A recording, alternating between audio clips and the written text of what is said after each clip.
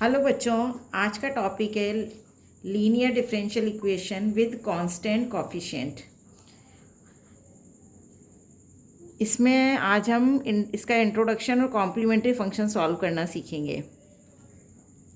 Now linear differential equation with constant coefficient, ये क्या होता है? इसकी डेफिनेशन है an ordinary linear differential equation of nth order has the form dn y upon dx to the power n plus p1 d to the power n minus 1 into y upon dx to the power n minus 1 plus p2 d to the power n minus 2 into y upon dx to the power n minus 2 and so on, and the last pn yn is equal to q, where p1 p2 p3 up to pn are functions of x or constant and do not contain y or derivatives of y।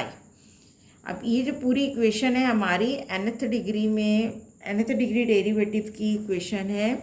x यहाँ पर independent variable है और y dependent variable है। जितने भी p1 p2 p3 pn है ये सभी कांस्टेंट टर्म है या फंक्शन ऑफ x भी हो सकती है। q is any function of x और q भी यहाँ पर क्या होगा, जो राइट हैंड साइड पर है वो भी x का फंक्शन होगा। The equation of the form given by equation number 1 are called ordinary differential equation with constant coefficient. इसको हम बोलते हैं ordinary differential equation with constant coefficient. If p1 p2 p3 up to pn are constant and q is any function of x, the equation of the form given by 1 are called ordinary differential equations with constant coefficients.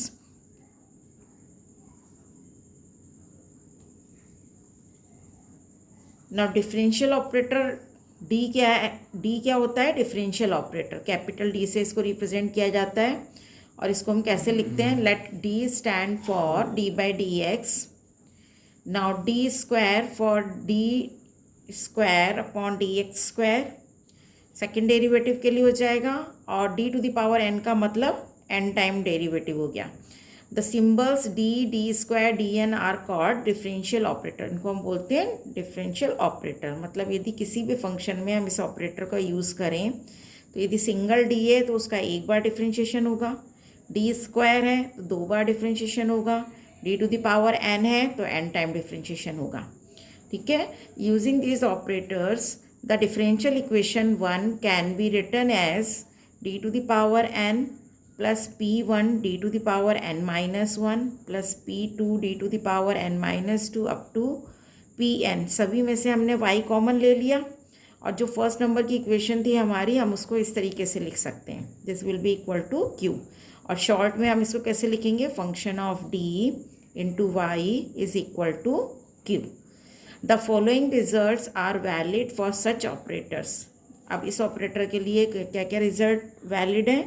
D to the power m plus D to the power n।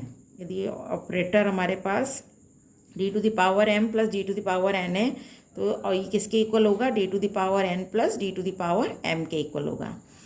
Similarly second है D to the power m into d to the power n है तो ये हो जाएगा d to the power m plus n, दोनों power add हो जाएंगी। यदि ये ऑपरेटर u प्लस v दो फंक्शन ऐड हो रहे हैं उन पर ऑपरेट होगा तो ये किसके इक्वल बनेगा? D u plus d v. U and v are function of x। और फोर्थ है d minus alpha d minus beta is equal to d minus beta d minus alpha, where alpha and beta are constant. Now for example d square plus 4d plus 3 into cos x. अब ये operator है और किस पर operate हो रहा है? Cos x पर। तो हम क्या करेंगे? कॉस एक्स को तीनों से मल्टीप्लाई करेंगे तो D square cos x plus 4d cos x plus 3 cos x. अब यहाँ डी स्क्वायर का मतलब कॉस एक्स का दो बार डिफ्रेंशिएशन करना है। हम इसको कैसे लिख सकते हैं? डी एक बार हमने बाहर रहने दिया और एक बार कॉस एक्स के साथ में लिया तो कॉस एक्स का डिफ्रेंशिएशन हो गया माइनस साइन एक्स। और फिर माइनस साइन एक्स का डिफ्रेंशिएशन करेंगे तो अगेन माइनस कॉस एक्स आ जाएगा। सिमिलरली यहाँ पर 4 कांस्टेंट एज इट इज़ रहेगा। कॉस एक्स का यहाँ पर हम डिफ्रेंशिएट करें तो कॉस एक्स का हो जाएगा माइनस साइन एक्स, तो ये हो जाएगा माइनस का 4 साइन एक्स, यहाँ पर भी -4 साइन एक्स, और इसमें कोई डेरिवेटिव ऑपरेटर नहीं है, so 3 cos x as it is रहेगा। थर्ड है इन्वर्स ऑपरेटर डी इन्वर्स। अब इन्वर्स ऑपरेटर को हम किससे रिप्रेजेंट करते हैं? इन्वर्स से रिप्रेजेंट, तो d to the power -1। The symbol d to the power -1 और 1/d is use for the inverse operator. यानी अब हमें क्या करना होगा? इंटीग्रेशन। जब सिंपल डी था तो हमने क्या करा? डिफ्रेंशिएशन। दस 1/d that means 1 time integration, 1/d² that means 2 times integration. Similarly यदि 3 टाइम होगा तो 3 टाइम इंटीग्रेशन हो जाएगा एक्स के रिस्पेक्ट में। So for example 1/d² sine 2x। अब साइन 2x का हमें ऑपरेट करना है 1/d², यानी 2 बार इंटीग्रेशन करना है, तो हम कैसे लिखेंगे? Integral of sine 2x dx into dx। अब साइन 2x का इंटीग्रेशन माइनस कॉस 2x/2, इसका हम वापस से इंटीग्रेट करें x के रिस्पेक्ट में, तो ये हो जाएगा माइनस कॉस का हो जाएगा साइन 2x/2, यानी 2 × 2 4 आ जाएगा। तो आंसर आएगा माइनस साइन 2x/4। अब complementary function and particular integral क्या सॉल्व करना सीखेंगे हम। तो कॉम्प्लीमेंट्री फंक्शन क्या होता है कि general solution of equation number 2 is given by y is equal to complementary function plus particular integral. General solution हमारा क्या था? F d into Y is equal to q. उसका यदि हम सॉल्यूशन करें तो आंसर क्या होगा? y is equal to complementary function plus particular integral. तो for solving the complementary function we will consider the q is equal to 0 in equation number 2, then we have f d y is equal to 0। तो जब भी हम complementary function solve करेंगे तो q की value हमें 0 consider करनी है। तो हमारी इक्वेशन क्या बनेगी? f d y is equal to 0। It is called homogeneous part of 2। If y is equal to y1x, y is equal to y2x and y is equal to ynx are n linearly independent solution of equation number 4, then y is equal to c1y1 plus c2y2 plus c3y3 plus cnyn is general solution of 4 equation number 4 and is called the complementary function of equation number 2, where c1 c2 cn are arbitrary constant। या c1 c2 c3 क्या है? सभी arbitrary constant है। So y is equal to क्या हो जाएगा? c1y1 plus c2y2 up to cnyn plus v। y is equal to u plus v। In this solution v is called the particular integral. ये हम आगे solve करना सीखेंगे। Now method for finding complementary function. अभी हम complementary function solve करना सीखेंगे। इसके मेथड क्या क्या है? Now we can write equation number 4 in the following form। Equation number 4 जो थी हमारी उसको हमने किस फॉर्मेट में लिख लिया?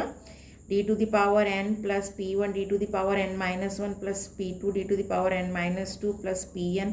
y सबका कॉमन ले लिया, this will be equal to 0, क्योंकि राइट हैंड साइड इसमें 0 हो गई। अब हमें क्या करना है? Let y is equal to e raise to the power mx be a solution of 5। हमने क्या माना कि इस इक्वेशन का सोल्यूशन जो है e raise to the power mx है। तो एफ डी वाई की वैल्यू हमने लिख दी e raise to the power mx dx। y की जगह हमने वैल्यू पुट कर दी। अब ये क्या हो जाएगा?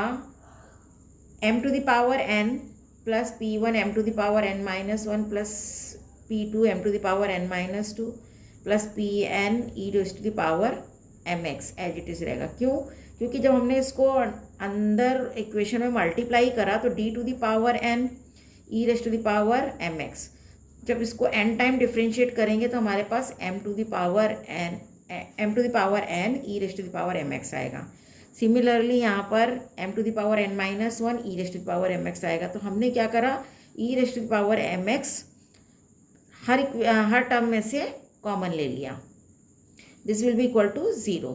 लेकिन e raised to the power M X is not equal to zero, तो ये ब्रैकेट वाली टर्म क्या हो जाएगी, this will be equal to zero, यानी कि शॉर्ट में हम लिख सकते हैं function of M is equal to zero. The above equation 6 is known as auxiliary equation, और जो ये m की इक्वेशन बनती है उसको हम क्या बोलते हैं, auxiliary equation. So the auxiliary equation we can easily be obtained by putting d is equal to m। तो इसको सॉल्व करने के लिए हमें कुछ नहीं करना होता है, जो d होता है उसको m से रिप्लेस कर देंगे तो हमारे पास ऑक्सिलरी इक्वेशन आ जाएगी। In the equation F D is equal to zero. The complementary function of 4, equation number 4 depends upon the nature of the root। अब जो कॉम्प्लीमेंट्री फंक्शन है वो रूट के नेचर पर डिपेंड करता है, रूट का नेचर कैसा है। तो उसमें केस फर्स्ट हम लेते हैं when all the roots of auxiliary equation are real and different. जितने भी रूट्स हैं वो सभी कैसे हैं, रियल और डिफरेंट हैं। तो हमने क्या मान लिया कि यदि रूट्स हमारे हैं m1, m2, m3, m4, m5 up to mn are n real and different roots of the auxiliary equation 6, then y is equal to e raised to the power m1x, y is equal to e raised to the power m2x, y is equal to e raised to the power mnx are n linearly independent solution of equation number 4। Hence general solution of 4a, तो general solution क्या लिखा जाएगा, y is equal to c1 e raised to the power m1x plus c2 e raised to the power m2x plus up to cn e raised to the power mnx। किस case में बनेगा ये general solution, जब हमारे सभी roots real और different होंगे उस केस में। ठीक है, अब ये जनरल सोल्यूशन इसलिए क्योंकि हमारी राइट हैंड साइड क्या है, ज़ीरो, तो कॉम्प्लीमेंट्री फंक्शन ही जनरल सोल्यूशन हो जाएगा। नाउ केस सेकंड में हम लेते हैं when two roots of auxiliary equation are equal and others are real and different. अब यदि ऑक्सिलरी इक्वेशन के दो कोई से भी रूट इक्वल हैं और बाकी के सभी रियल और डिफरेंट हैं, तो क्या हो जाएगा, लेट m1 और m2 ये दोनों तो इक्वल हैं और m3 से mn तक के सभी रूट्स डिफरेंट हैं, तो इसकी कॉम्प्लीमेंट्री फंक्शन बनेगी c1 plus c2x e raised to the power m1x। हमें क्या करना है, कांस्टेंट c1 प्लस c2 में x मल्टीप्लाई हो जाएगा और e raised to the power m1x। ये तो हो गया, दोनों रूट्स सेम है उसके लिए। अब जो डिफरेंट हैं m3 से mn तक वो कैसे लिखे जाएंगे, plus c3 e raised to the power m3x plus c4 e raised to the power m4x up to cn e raised to the power mnx। Okay, अब ये तो हमारा हो गया जब दो रूट इक्वल हैं। अब सपोज के रूट्स इक्वल हैं तो हम कैसे लिखेंगे, c1 plus c2x plus c3x square up to ck x to the power k minus 1 e raised to the power m1x। और आगे के सभी डिफरेंट हैं, तो सभी डिफरेंट है तो उसके लिए ck plus 1 e raised to the power mk plus 1 into x cn e raised to the power mnx। Third case आता है when two roots of auxiliary equation are complex, जब दो रूट कैसे हो, कॉम्प्लेक्स हो। तो if a pair of roots of auxiliary equation are complex, that is alpha plus minus iota beta, this is complex root, then complementary function will be c1 e raised to the power alpha plus iota beta x plus c2 e raised to the power alpha minus iota beta x, ये बनेगा। और बाकी के सारे different हैं इसलिए वो c3 e raised to the power m3x cn e raised to the power mnx, ये सभी क्या हैं, डिफरेंट और रियल रूट्स हैं।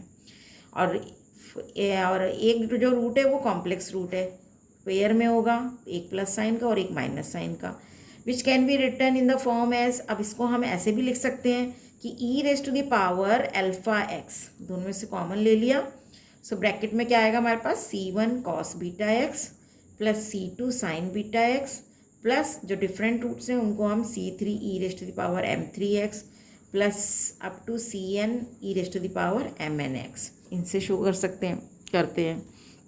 ना फोर्थ केस है हमारा when roots of auxiliary equation और आर कॉम्प्लेक्स एंड रियल। अब जो रूट्स हैं हमारे वो कॉम्प्लेक्स भी हैं और इक्वल भी हैं, इक्वल, तो कॉम्प्लेक्स भी है और इक्वल भी है, मतलब दो कॉम्प्लेक्स रूट सेम है, alpha plus minus iota beta, इसका कॉम्प्लेक्स रूट है लेकिन ये रिपीटेड है, मतलब 2 बार आ रहा है। तो उस केस में हम कॉम्प्लीमेंट्री फंक्शन कैसे लिखेंगे, c1 plus c2x e raised to the power alpha plus iota beta x plus c3 plus c4x e raised to the power alpha minus iota beta x. तो अब इन दोनों में से क्या कॉमन निकला, e raised to the power alpha x तो common आ गया। ब्रैकेट में क्या बचेगा, c1 plus c2x cos beta x plus c3 plus c4x sine beta x. Okay, so complete solution will be complementary function. और other जो भी हमारे रूट्स हैं डिफरेंट और रियल, उनको हम ऐड करके लिख देंगे c5 e raised to the power m5x up to cn e raised to the power mnx। Now fifth case इसका बनता है कि when roots of auxiliary equation are in the form of a plus minus root b। इसमें iota नहीं है लेकिन format हमारा a plus minus root b इस तरीके का है। तो इसका कॉम्प्लीमेंट्री फंक्शन क्या लिखा जाएगा, जो इस फर्स्ट पार्ट है उसको तो e raised to the power ax लिखेंगे, c1 cos hyperbolic function x root b plus c2 sine hyperbolic function x root b hyperbolic function में लिखा जाएगा। और यदि ये दो कोई से भी दो रूट सेम हो तो उस केस में हम रिपीट हो रहे हैं रूट, तो हम कैसे लिखेंगे, e raised to the power ax c1 plus c2x cos hyperbolic function x root b plus c3 plus c4x sine hyperbolic function x root b। और जो डिफरेंट रूट रियल रूट्स हैं उनको हम as it is c5 e raised to the power m5x c6 e raised to the power m6x up to cn e raised to the power mnx इस तरीके से लिखेंगे। Now example solve करते हैं ना। First example is D cube minus 6d square plus 11d minus 6 into Y is equal to 0। सबसे पहले हमें इसकी ऑक्सिलरी इक्वेशन लिखनी है। So the auxiliary equation of the given equation is m cube minus 6m square plus 11xm minus 6 is equal to 0। Auxiliary equation लिखने का क्या तरीका है, हमने केवल d को m से रिप्लेस कर दिया, वाइल कंसीडर नहीं करना है इसमें, केवल हमें ब्रैकेट वाली टर्म लेनी है। So this will be equal to 0। अब ये जो इक्वेशन बनी वो m की क्यूबिक इक्वेशन है, तो m की क्यूबिक इक्वेशन है तो इसके कितने रूट्स बनेंगे, 3 रूट्स बनेंगे। तो वो सॉल्व करने के लिए सबसे पहले हमने कॉमन फैक्टर इसका सॉल्व किया। कॉमन फैक्टर क्या आया, m-1। So we can write as, इस इक्वेशन को हम कैसे लिख सकते हैं, अब यहाँ पे आप 2 तरीके से सॉल्व कर सकते हैं। या तो m-1 कॉमन फैक्टर से इस पूरी इक्वेशन को डिवाइड लगा दीजिए, तब भी आपके पास सोल्यूशन आ जाएगा। और नहीं तो हम इस इक्वेशन को लिख सकते हैं m cube minus m square minus 5m square, 6m square को हमने minus m square minus 5m square लिख दिया, प्लस 11m को 5m प्लस 6m लिख दिया, माइनस 6 इज इक्वल टू 0। इन दोनों में से m स्क्वायर कॉमन आ जाएगा तो m-1 कॉमन फैक्टर बचेगा। इन दोनों में से 5m माइनस का कॉमन लेंगे तो m-1 कॉमन फैक्टर बनेगा, प्लस दोनों 6 कॉमन लेंगे तो m-1 कॉमन फैक्टर आ जाएगा। तीनों का कॉमन फैक्टर m-1 कॉमन ले लिया तो ब्रैकेट में हमारे पास m square minus 5m plus 6 बचेगा। This will be equal to 0। अब ये जो इक्वेशन है ये क्वाड्रेटिक इक्वेशन है m की, इसको हम सॉल्व कर सकते हैं। तो इसके फैक्टर करेंगे तो फैक्टर हमारे पास क्या आएंगे, क्योंकि यहाँ पर 6 है तो 3 2 जा 6, 3 और 2 5, m-2 और m-3 ये इसके फैक्टर बन जाएंगे, और m-1 ये इसका फैक्टर है। This will be equal to 0। तो m की वैल्यू क्या आई, 1 2 3। तो m की जो ये 1 2 3 वैल्यू आई है वो रियल और डिफरेंट है। अब रियल और डिफरेंट वैल्यू है तो इसका कॉम्प्लीमेंट्री फंक्शन जो बनेगा वही यहाँ पे जनरल सोल्यूशन है, बिकॉज राइट हैंड साइड इसकी 0 है। तो इसका जनरल सोल्यूशन हो जाएगा y is equal to c1 e raised to the power x 1x, तो 1 तो लिखते नहीं है अपन, e raised to the power x plus c2 e raised to the power 2x plus c3 e raised to the power 3x। This is the answer. Now second example is d cube minus 3d square plus 4 into y is equal to 0.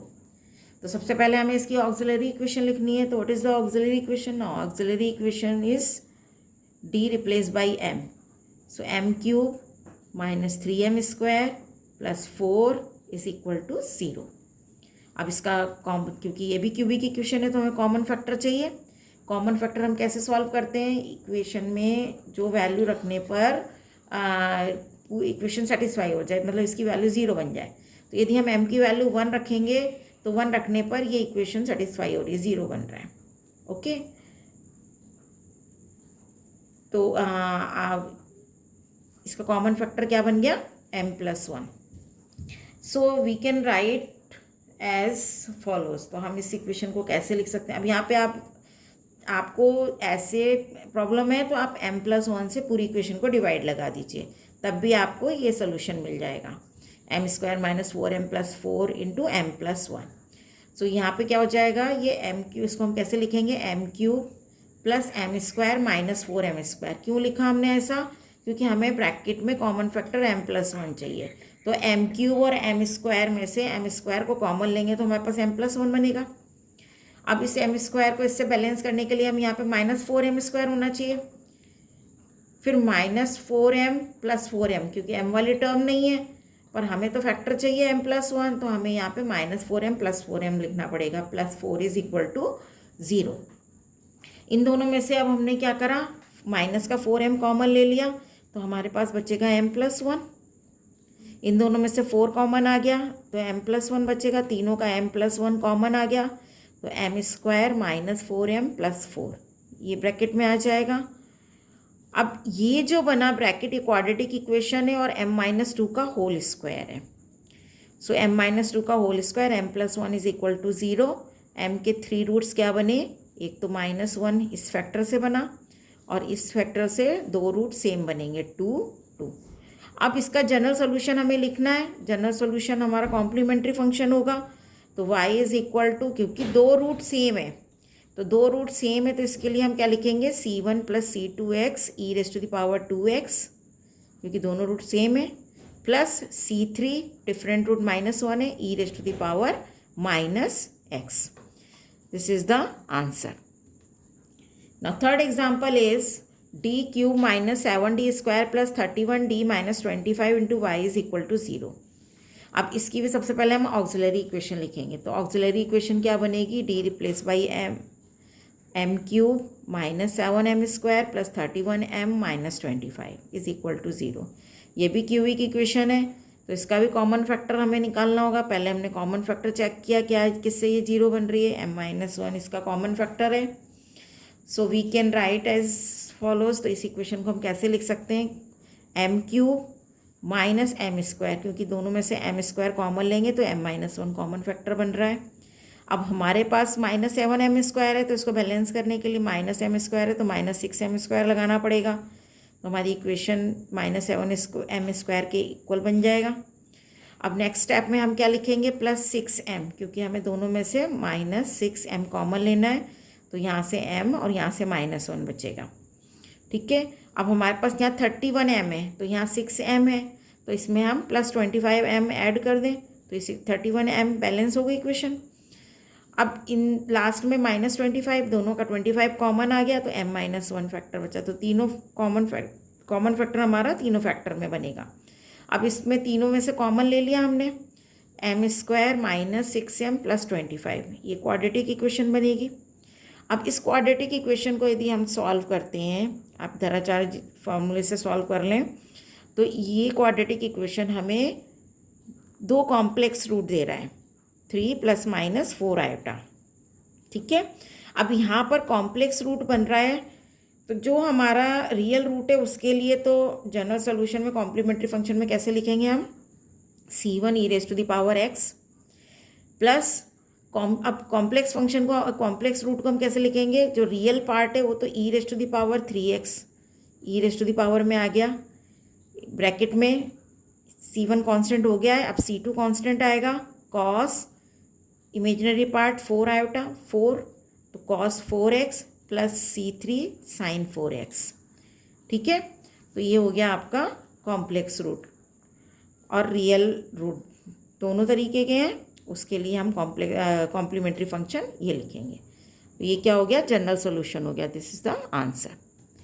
Now next question is d⁴ + 2d³ + 3d² + 2d + 1 into y = 0। अब ये 4 degree की equation है, इसकी भी auxiliary equation हम लिखेंगे तो d replace by m कर देंगे, m to the power 4 plus 2m cube plus 3m square plus 2m plus 1 is equal to 0। अब ये जो इक्वेशन बन रही है ये क्या बन रही है, m square plus m plus 1 का होल स्क्वायर बन रही है। आप इसको होल स्क्वायर को ओपन करके देखोगे तो ये इक्वेशन बनेगी, this will be equal to 0। अब इसके जो रूट्स बनेंगे वो हमने वही धराचार फॉर्मूले से सॉल्व किया, क्वाड्रेटिक इक्वेशन है लेकिन उसका स्क्वायर है, डबल रूट है, तो m की वैल्यू क्या आएगी -1 प्लस माइनस आयोटा √3/2 दो बार। ओके, तो इसका जनरल सॉल्यूशन क्या बनेगा, कॉम्प्लीमेंट्री फंक्शन हम कैसे लिखेंगे, e⁻⁴ जो रियल पार्ट है -1/2x बाहर आ जाएगा क्योंकि दोनों रूट सेम है, तो हम लिखेंगे c1 plus c2x cos √3/2x plus c3 plus c4x sin √3/2x। Okay, now this is the answer. Thank you.